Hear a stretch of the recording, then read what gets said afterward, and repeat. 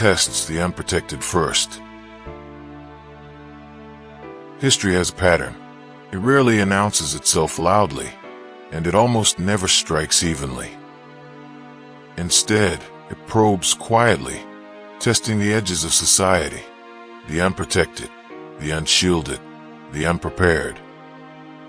Only after resistance is measured does it advance inward. The world tests the unprotected first. In every economic downturn is the informal worker who feels hunger before the boardroom feels discomfort. In every political upheaval, it is the citizen without institutional backing who bears the cost before power recalibrates itself. In moments of crisis, whether social, medical, environmental, or democratic, the early casualties are rarely accidental. They are the indicators. Protection, in this sense, is not merely physical. It is legal. It is institutional. It is informational.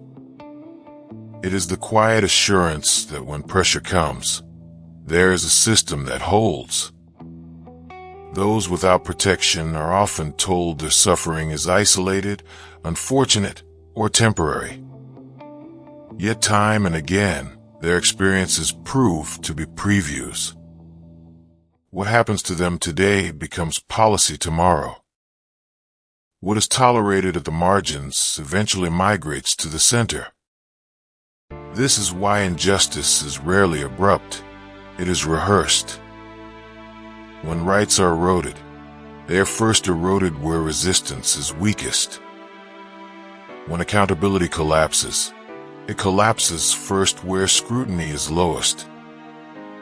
When systems fail, they fail first where redundancy does not exist. The world does not leap, it tests. And those tests are telling. They reveal which institutions are decorative and which are functional. They expose whether laws are enforced or merely printed. They show who is protected by proximity to power and who must rely on principle alone. They answer, brutally, the question of whose pain counts. The tragedy is not that the unprotected are tested. The tragedy is that their warnings are so often ignored. History is filled with moments where early suffering was dismissed as exaggeration, inconvenience, or bad luck, until the same forces reached those who believed themselves insulated. By then, the systems meant to respond were already weakened, compromised, or complicit. Protection, therefore, is not selfish. It is collective insurance. When the weakest are defended, the strongest are warned. When institutions work for those with the least leverage, they work for everyone. When society insists that no one is expendable, quietly fortifies itself against the next test. The world will always test. That is inevitable. What is not inevitable is who it finds unprotected. The measure of a society is not how it treats those already shielded, but how quickly it moves to protect those who are not, before the test becomes a verdict. Because by the time the world reaches the protected, it is already too late to pretend we were not warned.